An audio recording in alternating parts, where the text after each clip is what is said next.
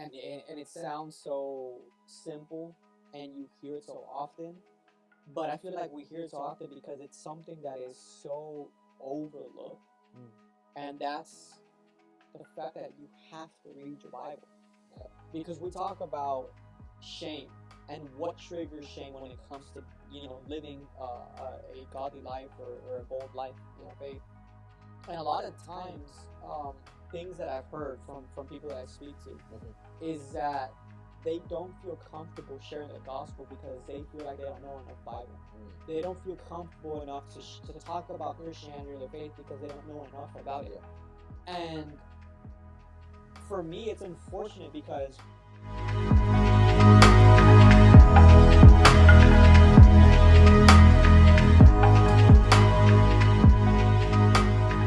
I think we've gotten like to a point in our society where, as I was mentioning like a couple of days ago, there is people that are so bold, that are so like outspoken.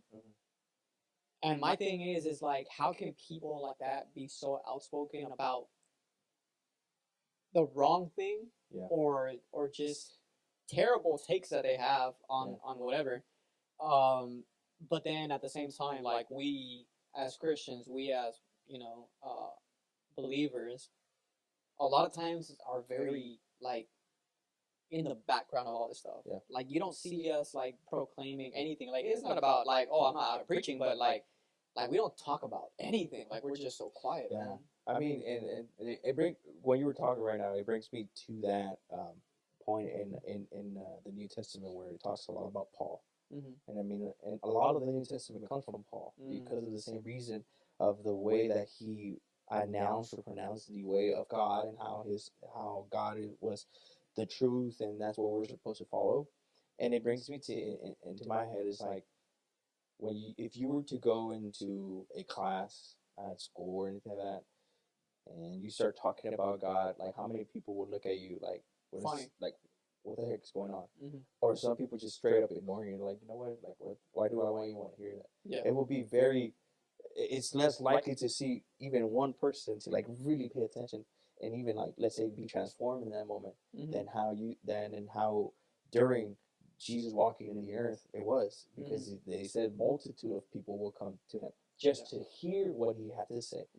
So for me, it's like, if we know the gospel is that powerful, why have we allowed us to kind of get to that point where it's like you said, in the background, where it's like, oh, if you want it, you can come and hear. Inquire about it. If you have any questions, you can ask me. But I'm not going to bring it up to you at any point in your life, because for me, it's like, and we say it, a lot of us Christians say, it's like, there's no point in doing it, because we know you're not going to change. Because we know you're not, there's nothing that's going to ever happen where you're going to be like, oh, I need a change in my life, and God or Jesus is the way. And funny enough, it's interesting because like, and I don't say that, like, a lot of times, like, we use certain examples or whatnot, or it may seem like we're looking outward, but I had occasion a couple of years ago, like in my workplace, where there's not a lot of us that work like within the office, but there's a few of us that are there every day. And I remember actually around this time that they know that I have kids, and so I have young kids.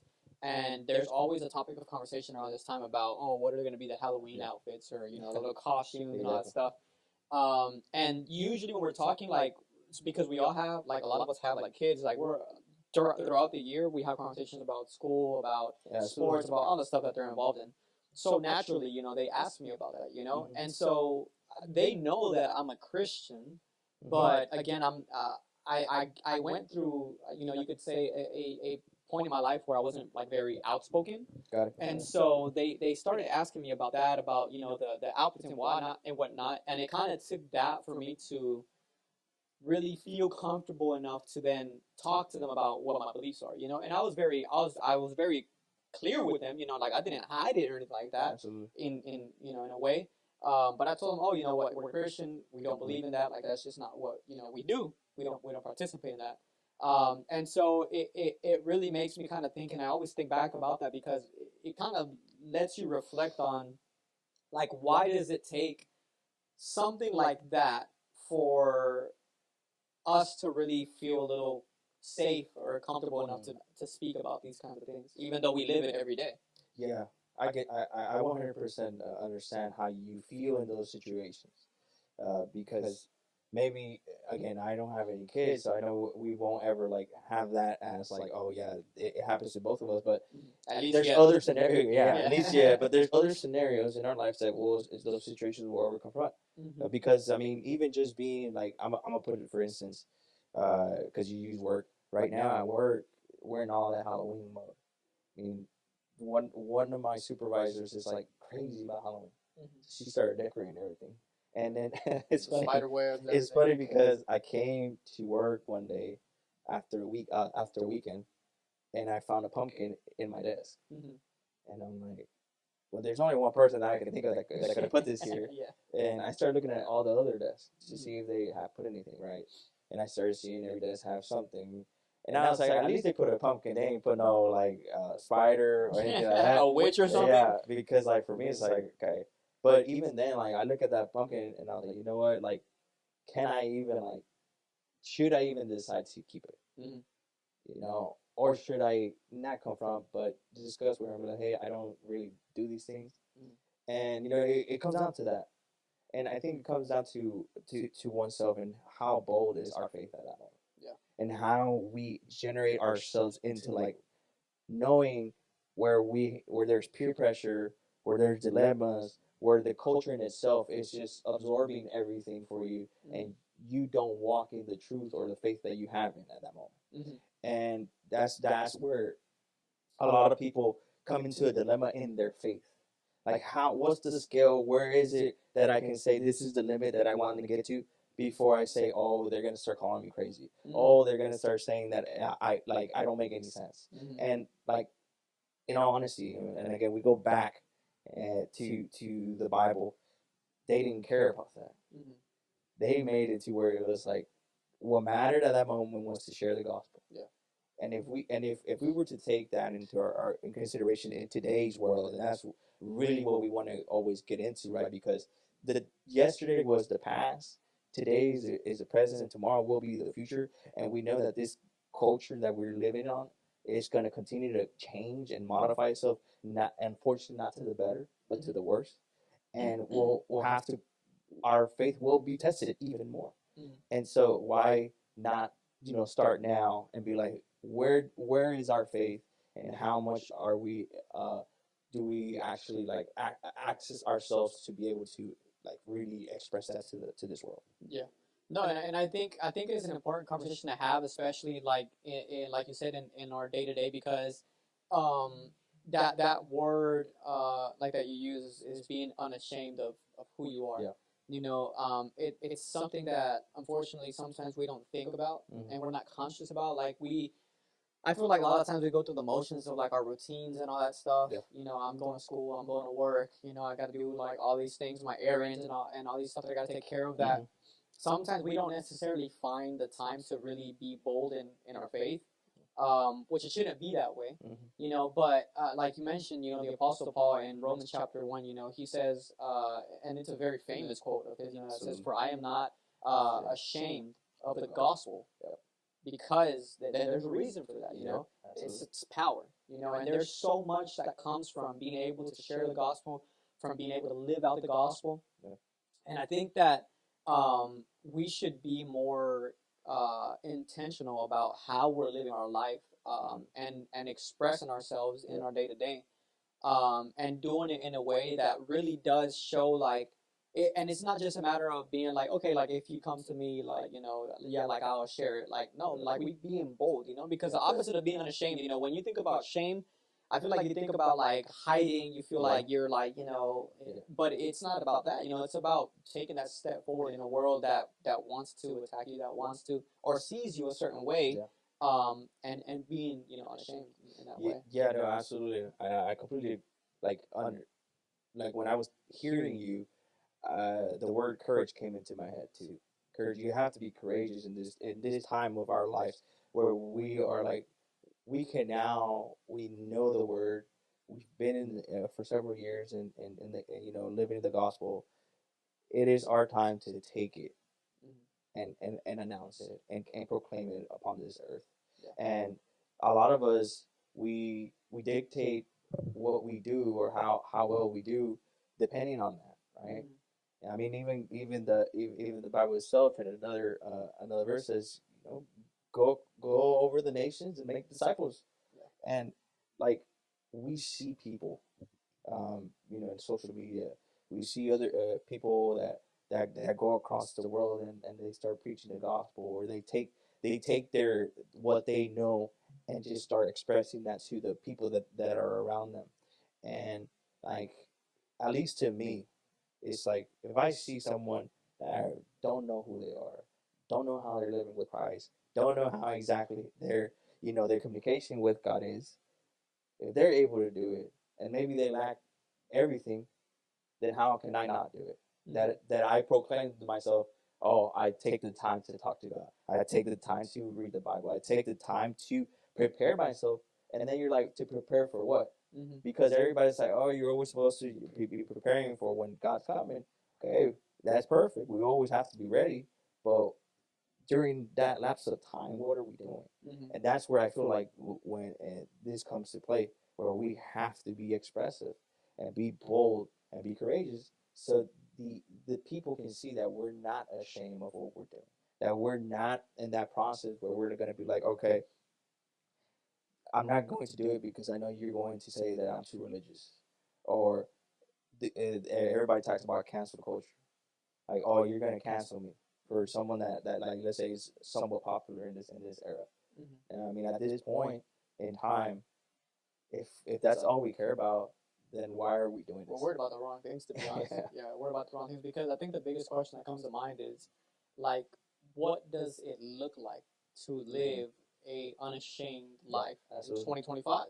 Because you mentioned, there's definitely missionaries, there's definitely people that take that step and go out into, other countries, they go into other continents, and they preach out, but for someone that maybe listens to this podcast that lives, here, Houston, Texas, or wherever, in the U.S. that's listening to this, and they're thinking, well, what does that look like in 2025? That can look like a variety of different ways, because we're put in different situations, like in our day to day. Again, the settings that we're in, even though they may be a little different, from person to person, but they're somewhat similar in a way. And so, my question, I mean, what are your thoughts as far as, like, why are people so afraid to be bold in their faith, or why are they so scared to really be bold in their faith? I feel there's moments in our lives that we uh, get triggered, or something happens where you're like, man, I don't know exactly what to do. And sometimes it comes because of teachings. I think the most important thing is, where are you getting what you're learning from?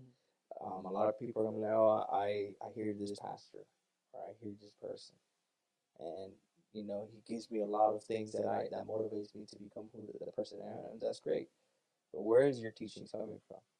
I mean, if we go into the Bible, there's so many different scenarios where people or the characters were tested. And one that is well known that we all can always talk about is Daniel. I mean, Daniel at a young age went to a place where he didn't know nobody, where he was lost by himself. And yes, he had a couple of friends that came, and we can talk about them too, but he became a leader at this place, and someone with intellect, with wisdom. So we're talking about a person that prepared himself to be in that position, but he never decided to deny God, even if it cost him everything. And I think sometimes we get triggered, or we're afraid of losing everything, when we have to remember that everything we have has been given to us by Him, by God, by that person that we know that is going to take control of everything that we do.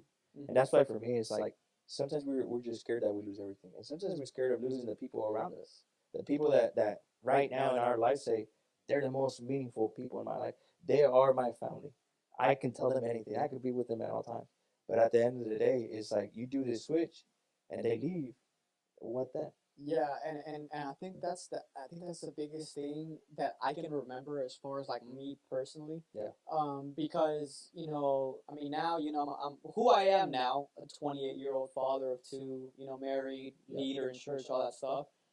is not who I was throughout middle school, throughout high school. It's completely different. Was I still in church? Was I still, yes, I was. But the life that I was living did not reflect that. And I had a lot of friends, and I had people that, like you said, I cared about, that I thought cared about me. And although I can remember faintly a couple of times that I was able to actually let them know or tell them, or they knew that I was a Christian. But it was unfortunate that the life that I lived in front of them and at school and with them didn't reflect that. And so that had to do a lot with just, I feel like it's so easy, especially at a young age, for you to really fall into like what's popular at that time. Yeah. Whether it's the way we're dressed, whether it's like the how we're speaking. Yeah. And I think for me, and you and I have had personal conversations about this, especially the way like I used to speak personally was the way when I look back at it now, it's like, man, like that's like I'm embarrassed about that because it was so bad, bro. And it was just about me, making people laugh or me, just trying to fit in or using the same language because that's just the people that I'm around with and all that stuff. And so a lot of times we do it intentionally. Sometimes it's subconsciously where we're in these like places in these rooms with these people, friends that we think are friends. And it's like you fall away from who you're supposed to be, right? You're supposed to be an example. You're supposed to be light in the darkness. But you kind of fall into these things, and like you said, you're scared that if you say, well, I'm not gonna talk like this. I'm not gonna laugh at your inappropriate jokes. I'm not gonna partake in talking about certain things that you guys are talking about that I was in those conversations. But if I feel like if I would have done that at that point in my life, obviously I wouldn't have felt accepted by them. I know for a fact that they would have no interest in being around me because I felt like, oh, like being able to talk like this or being able to make them laugh or tell these kinds of jokes or all this stuff is why they like me in the first place. So that for me was a huge thing. Is like, it's not necessarily that I felt pressured by others, but a lot of times it's that feeling of like I just want to fit in, and a lot of people don't want to admit that because they're like, oh, you just want to, you're a try hard or whatever it is. But it's like, it's not that, it's just, that's what we're drawn to as humans, you just want to fit in. And unfortunately, a lot of times we want to fit in with the wrong people. And it's funny because talking about school in our high school, my high school, I tell everybody, it was full of nerds. So we were all the same person, okay, in that aspect. But then, of course, you have the people that like sports, other people that like other things and stuff like that. But generally, in our class, because there was about 100 of us, we all knew each other. We all knew our names. We all knew at least a little bit of something of each other. So majority of these people I considered my friends. I considered the soccer team my friends, which was 25 of us. Then every class I had different people that I hanged out with. But the one thing that I can appreciate from God was that I wasn't the only Christian in my school. Oh, you're lucky, bro. Yeah. And for me it was like a hundred of us, and to be able to have more than one friend at the school that were Christians helped so much in those aspects of like wanting to do what others did. Now here's the funny part: we all had our moments of doing that. Yeah. That was never something that we didn't pass through. Like you said, our language, what we did, what we heard, our jokes. I mean, it's something so simple, but I mean, I promise you, I had our moments where everything would have to be something dirty, or the second meanings to things, because that was the way that we all talked to them. And it was so interesting to move through that or be in that aspect, because once you got out of it or you were done with that era, you're like, man, like, what was I on? Yeah, exactly. You're what was I doing? And I really, you have to really captivate that moment, because God is always teaching us something and always meditating on something. But for me, it was like, man, like, what was going on with us? Again, living, let's put it this way, a second life, because at church we were completely different. Yeah. At church, everybody says, man, this person is one of the most amazing kids I've ever had. I've ever had something to do. They're well mannered, well versed, everything like that. They're always helping on all this. But when you literally left a couple steps outside of the door, you're a completely person. Yeah. And like you gotta understand that is where our faith gets tested. Yeah. And now more than ever, of course, it's different, right? Yeah. We don't have that pressure from our friends. We don't have that places that we were at before where it was just all about socializing. Yeah. Although you were supposed to be getting educated, but most of the time it was socializing. Yeah. So now you're not in that in those moments more specifically. Mm-hmm. But at the end of the day, there's still other things, like we say at work, shoot, even here at church, that will always continue to test us in that way. Yeah, and it's funny enough that you said that because, like you said, you were lucky enough that a couple of your friends, were Christians as well. And I can remember a few. I mean, my class as well, my high school class, my graduating class was also, I think, a little less than 100 people. So you knew a lot of the people that were there. Sure. And I knew we actually had a club in my high school called Students for Christ. Okay. And funny enough, well, maybe embarrassingly enough, I wasn't too close to the other kids that were in the club, or Yeah. But what I kind of, in hindsight, am I able to observe now is that what I found out was that a couple of the same guys that I was hanging around with, or girls that I was hanging around with in my high school days, turned out that they were also Christians. Yeah. And you know what's crazy? I would have never been able to tell, bro. Just like maybe no one would have been able to tell with me the same thing. But I think, like I said, I mean, it's good that now, as I see that we've all grown and we've all kind of, really, I mean, people really underestimate the power of that socialization environment, because once we kind of grow up and we're kind of like extracted from that environment, I now see a couple of the people that I went to high school with, a couple of my friends or people that I knew from my classes, now serve God faithfully, and they're bold about it. That's all. You go to their social media, you go to what they post, the way they speak to each other, how they represent themselves. Completely different than how we used to represent ourselves before. Yeah. And it's sad in a way. And if there was something that I can tell, or a way that I can kind of project that message to the kids now, or I'm not gonna say the kids, that makes me feel old, but a little bit of the younger generation now, when they're in school now, is don't waste that time and fall into the same things that we see happening time and time again.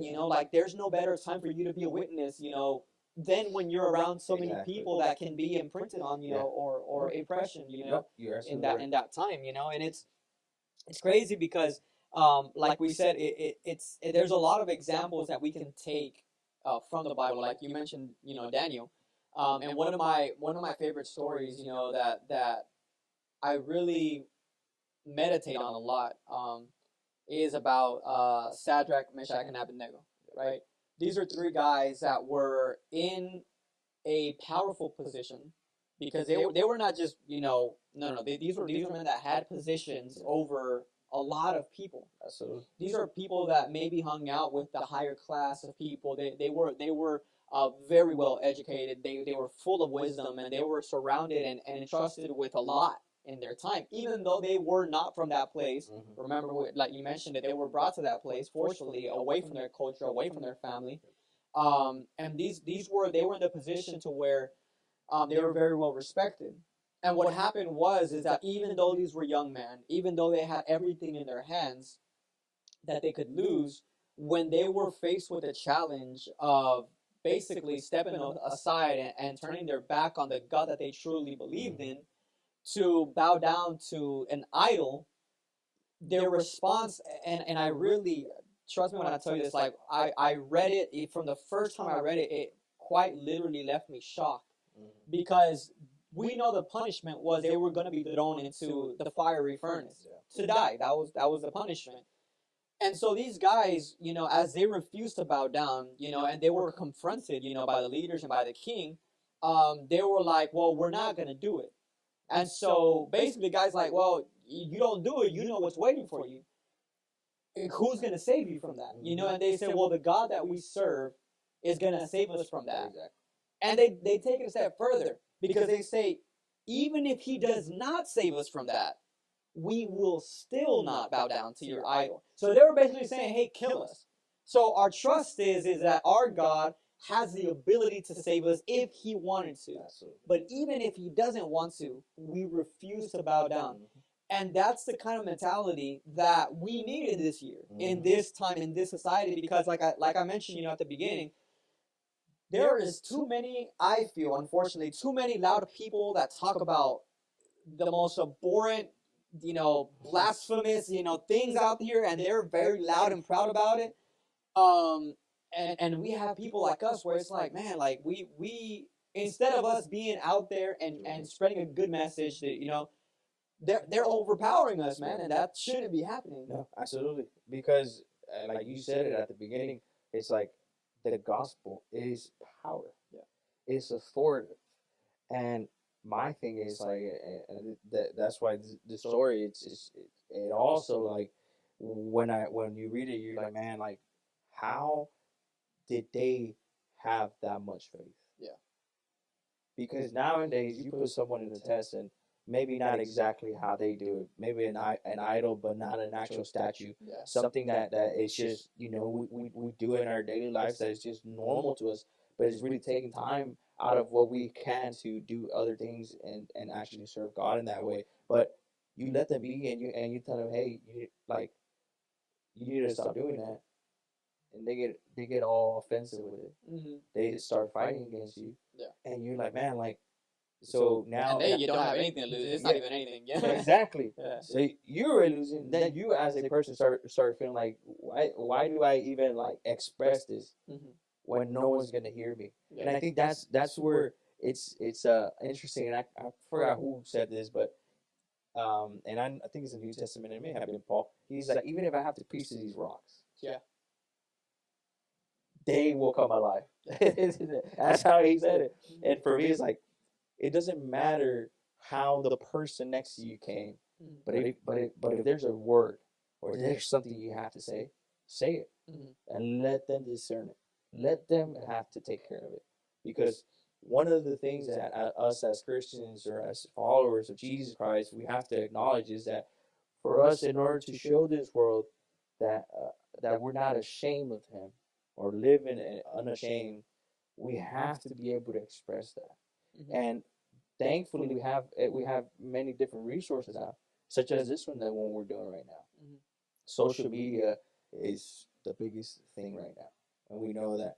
And in order for us to captivate certain people, we have to be in there. So it's like even I know our own pastor says it, our parents says it. These tools are not bad unless you use them for that. And it's so funny because I was going through my Instagram page, and I started looking at all the people that I follow, and I was like, I start unfollowing a bunch of them. I'm like, are they really even helping me at all? Not even that. Are they leading me like somewhere that I shouldn't be going? So I was like, you know what? Like, let me start taking a lot of these. And I left a lot of the sports ones, which maybe at some point God leads me to take that off. Who knows? But as right now, at least I'm like, hey, I need to have something to go through. I need to be able to keep up. Yeah, so the music stuff and the sports stuff stays there, but and the news. But everything else, a lot of the ones that you knew the jokes were just dirty. You knew it was just memes that were pointless for you. You may laugh for 2 seconds, but after that, you're like, okay, that's it. Yeah, I was away. So, and I'm not saying to be boring. I'm not saying that, but it's certain. You were just trying to understand, like, what am I looking at and what am I doing? Because that in itself is going to be able to take you to that point of being unashamed and show that to the world. Yeah. Because one thing is feeling it, and then the other thing is also always actually having that action upon yourself. Yeah. No, and as you're talking, I'm kind of thinking, what you were saying is a lot of times where you take your teachings from, right? Affects how you live your life. And the one thing that when I'm able to have conversations with anyone about this, the biggest thing that I always tell them, and it sounds so simple, and you hear it so often, but I feel like we hear it so often because it's something that is so overlooked, and that's the fact that you have to read your Bible. Because we talk about shame, and what triggers shame when it comes to living a godly life or a bold life in our faith. And a lot of times, things that I've heard from people that I speak to is that they don't feel comfortable sharing the gospel because they feel like they don't know enough Bible. They don't feel comfortable enough to talk about Christianity or their faith because they don't know enough about it. And for me, it's unfortunate because it's so easy and it's so accessible for you to take out a couple of moments from your day to read the Word of God, to read what He has to say, to read the Gospels.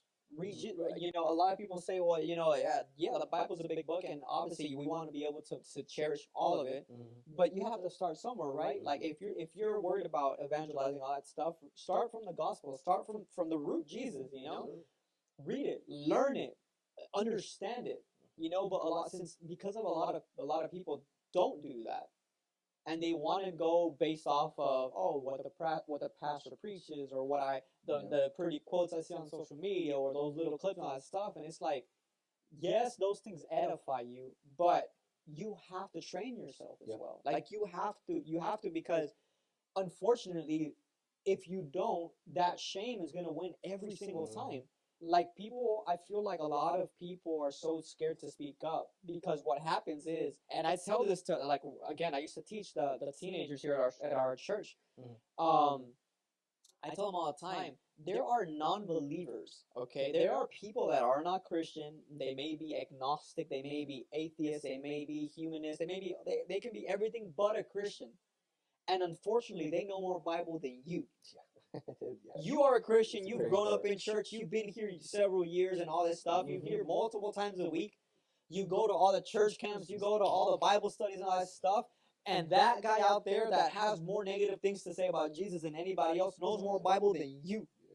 And so when you want to then open yourself up, and try to share that, well, guess what? They're going to come at you with the Bible in the wrong way, because we know that, they want to interpret it their own way.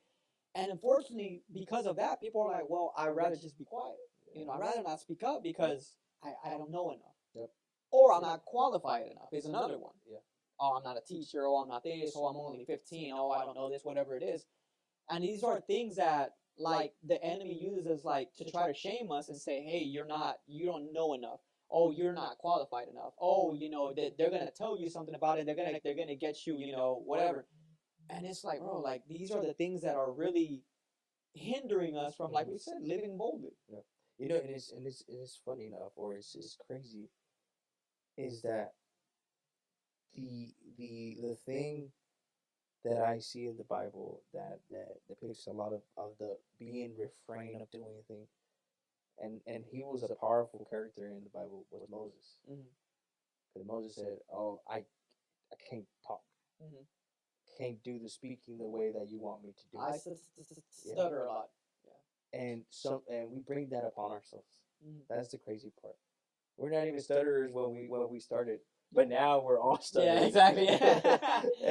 And you weren't stuttering when you were out there saying all these other things, and that's where it comes down to. And yeah, of course, we know what happened with Moses. I mean, they gave him a second person, and they're like, just because no excuses. There's no exactly, and that's what I want to come down to. Where anything that hinders us of living a unashamed life can always be rather learned, or it can always be solved. Overcome, Because God understands that we are going to get into these situations where we're going to feel like, what are we supposed to do, or what I'm supposed to do, I can't do it because I don't know how to, or I don't know the word, or I don't know the words to use. And that's where a lot of people try to captivate, like, okay, this is why I can't do this. This is why I can't do that. But again, we go back to the Bible and the truth. It's like you said, we have to always be reading it and be led by it. Bible always says for us that we have that power already, and that authority in us. If we just let it overcome everything that we have, all that shame, the fire in us will be lit up and be expressed in such a powerful way. In a way where we ourselves surprise ourselves. Because the words that come out of our mouth, the authority that you bring upon it. Because a lot of people could say, "Oh, I'm afraid of public speaking." Man, I promise you, once you're anointed by the Holy Spirit, man, you can talk to one or 1,000 people, and it's the exact same feeling. Yeah, you'd be surprised at what God can do with a willing heart. Yeah, absolutely. And unfortunately, I feel, man, and if I'm being very honest, that a lot of it comes from, like, a lot of that hindrance is we're our own obstacle. Mhm. Because we can give people, like, we can tell people, okay, like, this is how you can live unashamed, this is how you can do it. But at the same time, we're basically shooting ourselves in the foot sometimes when it comes to that. Because I'll use an example. I have seen so many people on social media, right? Because again, like, we're talking about tools that we can use, because obviously, any person is different, but using our social media can be such a powerful and far-reaching tool to do this, right? Mhm. And there's accounts that I follow of people that I follow, both people that I know and people that I don't know, Yeah. that proclaim to be Christian, that have the Bible verses in their bio and all that stuff, Yeah. right? Like, I can't tell you how many times I've been, like, looking at a story and I see somebody post a beautiful, like, message, or a video, a clip, something Christian, like Bible related, God related, or something like that, a motivational, recap of the service from whatever, right? And then I click to the next story, and their next story is them, doing, I don't know, it has like an insanely inappropriate song, or it's them, in a place it shouldn't be, or whatever it is, right? And then I kind of click back because I'm like, is it the same person that's posting it? And it's like, okay, bro, yes, you're kind of living unashamed in a way because you're being very open about what your faith is, but at the same time, like, what you're doing something that's completely, like, at that point you're like, just disregard my last story. And it's like, no, like, yes, live boldly in public, but also show them what it means to truly live a faith driven life. Exactly. Because when it comes to that, it's like, that's also contradicting in and of itself. Like, I cannot involve myself with both. And that's a hard thing for us to do because, again, it comes from, and I can tell some people, it's like, yeah, like, I really want to be a faithful, Christ following person, but it's also them not being able to detach themselves from certain, tendencies that do not align with those things. Yeah, no. I mean, we get to that every day is a different situation that we're gonna have to confront. Mm-hmm. And sometimes it's the same person that's always gonna be continue to hit us with a, hey, like, I know you say you're Christian and stuff like that, so it starts questioning you or starts asking you stuff. Yeah. And but you gotta be aware that those situations that we live in will happen to all of us in a different way, right? We all can live a different type of scenario, but at the end of the day, what we want to do is be able to show living proof that we're not ashamed of the gospel, that we're not ashamed of Jesus Christ. And it's funny because um, one of the things that I just recently did was acquire some shirts that have a Bible verse in the back, have something, because I'm like, I've been starting to hit the gym a little more now. I'm like, at least let not my words, but what I'm displaying, yeah, hit somebody. At least if I don't want to use my own mouth to do that, Yeah. because everywhere you go now, at least a shirt, they're gonna look at the design. They're gonna be like, I know I do, bro. Yeah. Yeah, you're like, what does it say? And you're like, oh, okay. And then again, what a simple verse can do wonders. Yeah. Maybe that's the conversation or the words that they needed. And sometimes those people come at you. Yeah. They'll ask you a question, or they'll question you. Bro, Something. this exact shirt, if and no one can see it, it says, "Walk by faith, not by fear." Yeah. I remember. I don't remember if it was last year or when it was, but I was wearing this shirt on our way to baptism. Yeah. And I stopped at a store right before getting there, and they saw my shirt, and they approached me to ask about that. So I 100%. I mean, people really think that this is something like, no, this really happens. Like, people really, like, see this kind of stuff, and it's a conversation starter, and it, like you said, it's powerful. So it's something so simple, but it's something so real. And I know we're getting to kind of the end marks of what we're talking about right now, but like a testimony that I would give. A lot of people don't know about my injury of my knee when I was in high school. Tore my ACL, tore my tendon, and I was out for basically, I couldn't walk for 3 months, and then I had two surgeries. But during the lapse of this time, it was so interesting to me because it was at this time where I was like, you know what? I need to use this to show my school what God is truly about. And where we started having Bible studies at school, every time anybody would step foot in my car, all they heard was Christian music. Because I used to use that, hey, go ahead and put whatever you want excuse.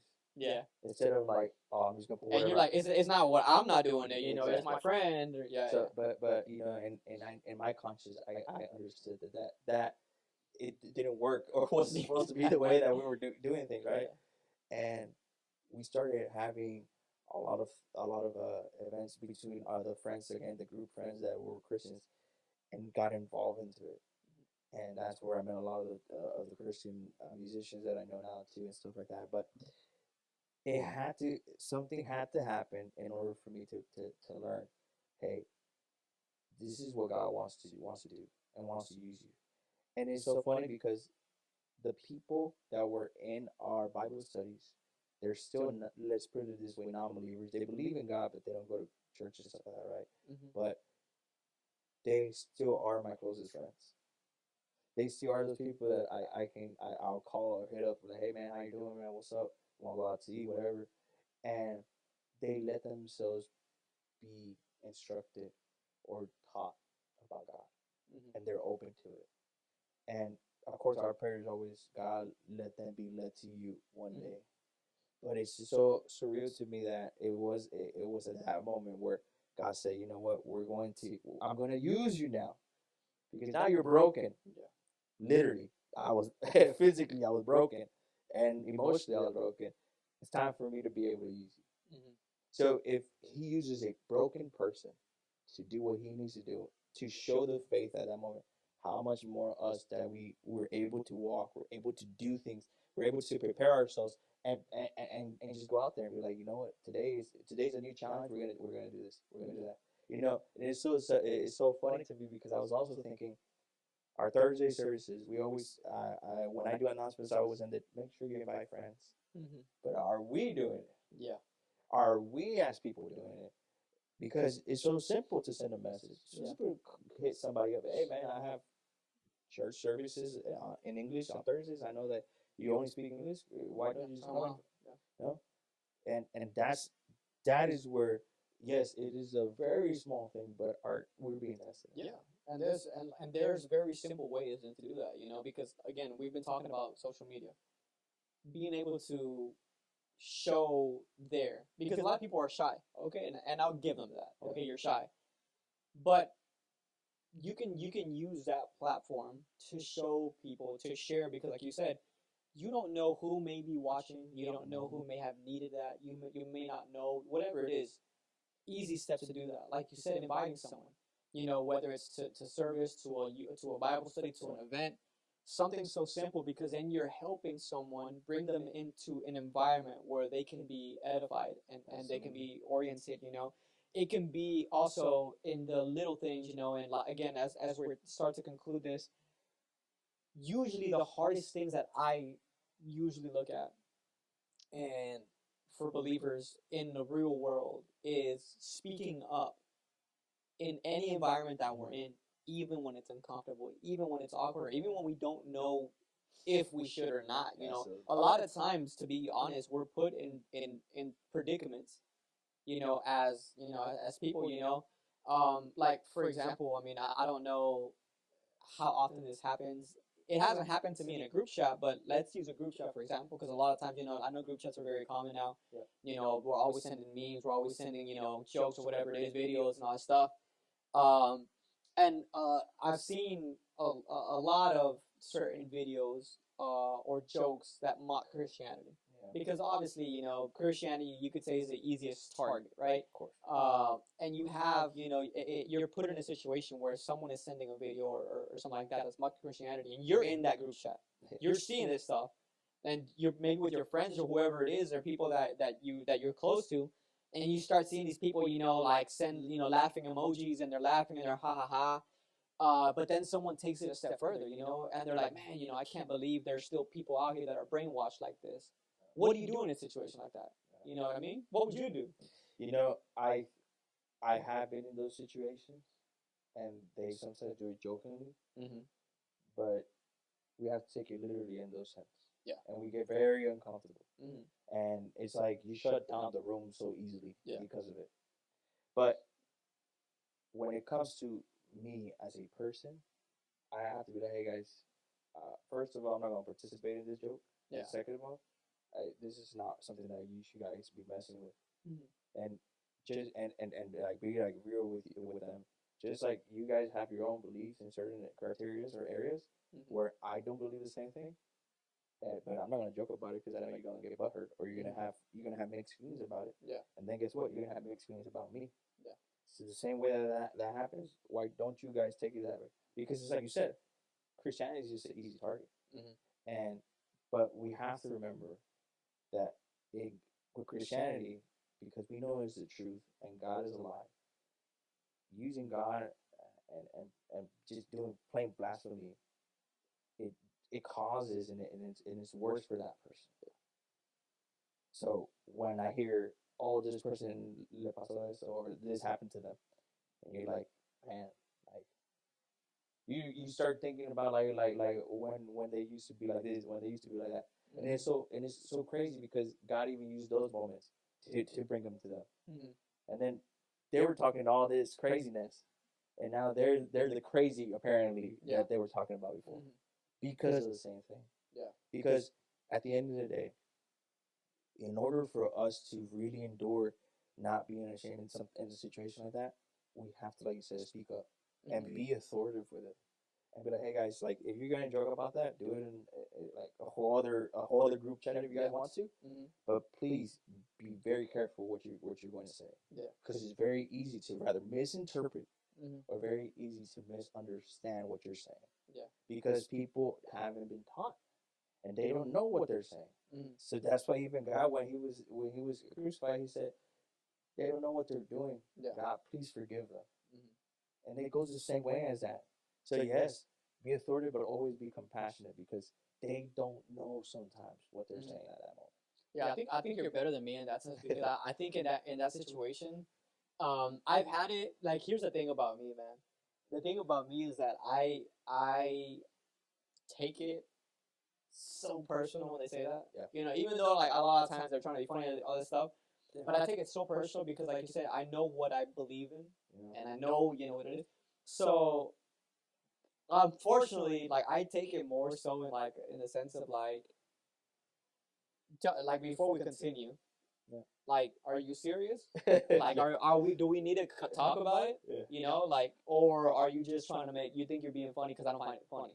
Like I'm more so like that. Like you said, like sometimes it's just about taking the air out of the room because of how serious I feel about that. You know what I mean? So, unfortunately, I mean, God needs to work on my heart because I need to be a little more compassionate in situations. But like, I take it so personally, where like I said, and I've had it happen before, where I've been in a work situation, where at work with my boss, and I used to work, with people that I felt comfortable talking, or that felt comfortable talking, and stuff, and on multiple occasions there were jokes that were being made, and I would chuckle and I would say, now, are you saying this because you're trying to rage bait me, basically? Like, you're okay, and you're trying to be funny? Okay, I don't find it amusing, but whatever. Or are we really going to talk about this? Because, and things like that. And there's many situations where where this happens, and even especially in work. I don't know if this has ever happened to you, right? But I'll kind of, before we conclude here, I want to bring up another situation, because it's another situation where people a lot of times are conflicted. Me personally, at my job, there are a lot of situations where there's talk of happy hour or going out for drinks. Because as you know, in a lot of different industries, especially in office jobs and stuff like that, where you have clients, where you have like these type of people that you interact with, happy hour or going out for drinks, it's like it's normal. Like, it's normal, and it's actually encouraged, because they take those times to build rapport and do all this stuff, So on many occasions, like you're getting invited to, hey, let's go to happy hour. Hey, we're getting out of a meeting. Hey, let's go down the street. There's a bar right there. We're going to go and we're going to drink it up and have a good time, etc., etc. And there's only so many times that you as a Christian can kind of like, no, thank you, no, thank you, no, thank you, until like they're very adamant about it. Yeah. And I don't know if you've ever been in a situation, but if you were in that situation and your boss comes in and says, hey, like, this is really like this is how as a team, like this is how we bond, this is how we grow, this is how we wine and dine the client, this is how we do all this stuff. So what's your deal? Yeah, no, absolutely. And my first job out of college, they would do happy hour almost every month Mm-hmm. because we worked in taxes, so it was like, oh, for you guys not to feel burnt out, we do this for you guys. Mm-hmm. And I'm not lie to you, I went with them. Mm-hmm. I never drank. Now, here's the thing: it was never just a bar. Let's put it that way. It was a restaurant that had a bar. Mm-hmm. So for me, it was like, oh, I'm gonna go out to eat. Yeah. But I get free food and drink me a nice Dr Pepper or whatever. Yeah. So I was never in the sense of like feeling like, oh, all they're gonna be doing is drinking. Now, did they drink? Oh, 100%. And some of them, they were like, I'm gonna call an Uber because I know I'm not gonna be able to get out, come out of here alive if I start driving by myself. So I was like, well, I'm glad you're doing that. But second of all, I was like, like, you would sit there and like even sometimes have those like hear the conversations, and there was a moment where those conversations start like kind of turning to a very, I want to say dark side for other lack of words, and you're like, okay, I think it's time for me like to Yeah. Because like for me, it's over. Like, yeah, we're done. Yeah. Like I finished eating, I finished my Coke. I think it's time for me to leave. Mm-hmm. But and now again, I don't think I would have ever said no. I'm not gonna go unless I knew it was like, hey, it's a bar, and the good thing is that because of hopefully your manager, your coworkers know that you're a Christian, they'll take that as somewhat of a consideration. Mm-hmm. Some people don't really care at all. Yeah. And because I promise you, I mean, I've had friends or coworkers that said, "Hey, bro, man, just drink one up, bro. On Sunday, you can go ask for forgiveness." Yeah, I've heard that one. Yeah. And you're like, "Nah." And again, for me, I don't feel like even that I want to try it or to drink it. So I just said, no, I'm okay. I'm cool with my Dr. Pepper. I tell them, man, I'm having fun, but I can have as much fun as you're having right now. Yeah. Being sober. Mm-hmm. And just keep it that way. But there was always a moment where the limit kind of reached, and you're gonna have to step out of a situation. Yeah. And you have to know when to do that, because if not, then you're going to be now in the crossfire where things are gonna start. They're gonna start foggy, and they're gonna start putting you to the test and stuff like that, and you're down to fall at some point. Yeah. No, definitely, bro. And I think there's a lot to learn in these situations.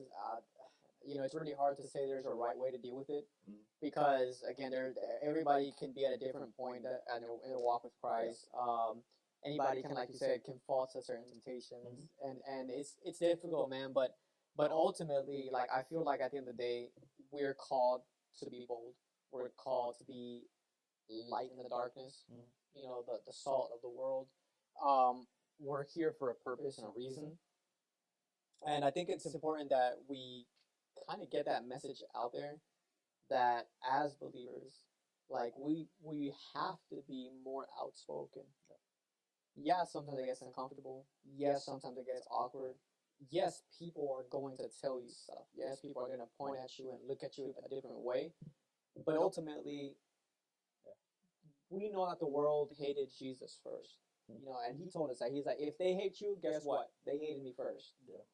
And that is the understanding that we have when we make a decision to walk this path with God.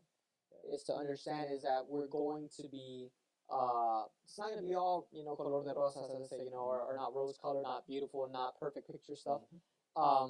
It's going to be difficult. Yeah. It's going to take courage, like you said earlier. It's going to take a lot of, I got to take my stance here, and I got to set my boundaries, and this is who I have to be.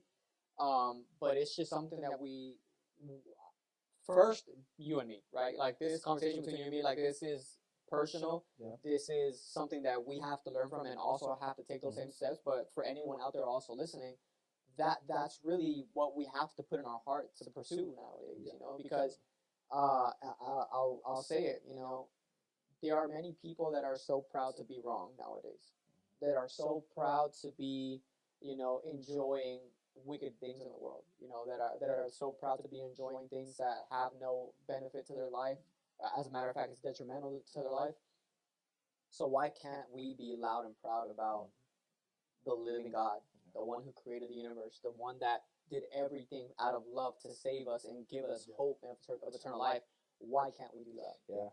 And now in my portion with this, because it just came into my heart or my mind, and if someone has a bad comment about it, so be it. But just like people that take their Pride Month or their Pride Parade so literal, in the sense of expressing their ways without even thinking about the rest of the people.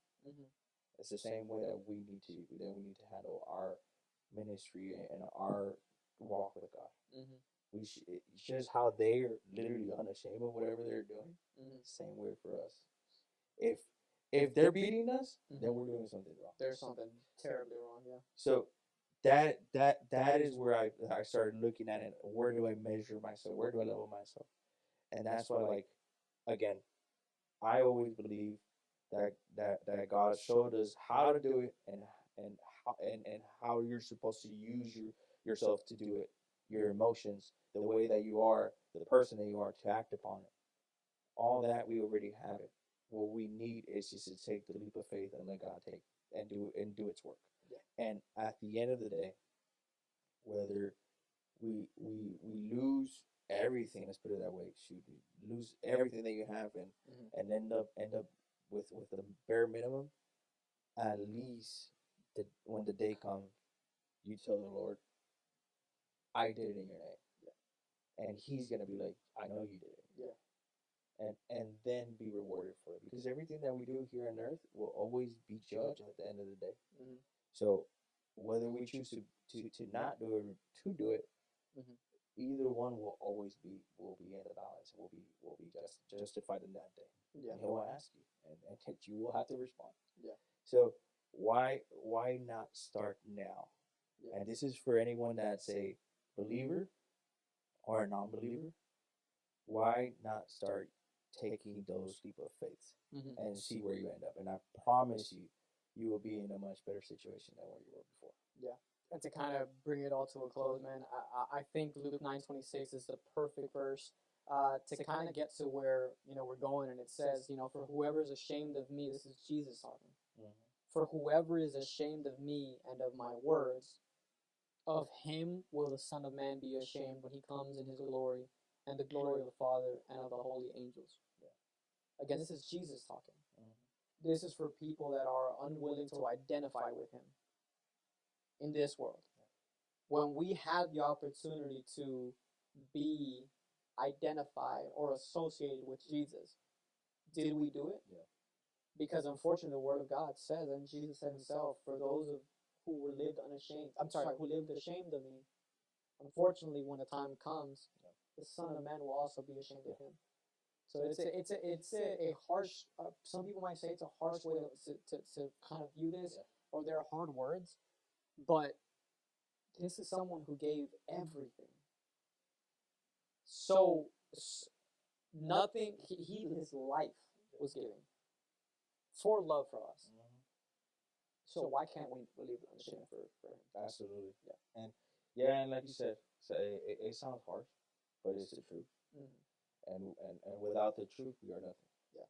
And without knowing what God is asking from us, we're never going to be taken to the place He wants us to be at. Yeah. And the blessings that He has for us, we'll never achieve them. So at the end of the day, like, it's hard sometimes, but it's easier to start doing what He asks from you now, instead of having to go through everything and then start doing what He asks for you. You're gonna end up in the same place. Yeah. It just depends on how long it's gonna take you. Just like the Israelites had to walk for so, and it was because of them. It wasn't because God wanted that. God could have had them there in a day if He really wanted to. But that's where we have to learn, and it comes down to this: are you ashamed of me, or are you not? And at the end of the day, if you feel like you're being one way, then be led that. And if you're in the other side, be led through the other side. I'd rather you be one instead of being in the middle, because then what you're doing, you're wasting your time. The Bible says it's worse, yeah. And you're wasting your time. Yeah. And you're gonna be like, oh, but maybe I can get to this. If you don't really want it and you're not doing it now, I promise you, you can continue doing the exact same thing. It will never change. Yeah. So that's what I come down to. No. And ultimately, I mean, at the end of the day, I think we just want to encourage anyone that's listening. Take that step. You know, like speak about what you believe in. Read the Word of God. Cherish the Word of God. Study the Word of God. Feel that conviction for what you believe in, and then take that step forward to invite someone, like you said, to a youth service.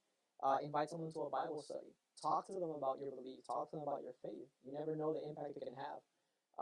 And trust me, when you start taking those little steps in your life, you're gonna find it way easier. Absolutely, absolutely. No, and I think you know it's a great way of to end what we've been talking about.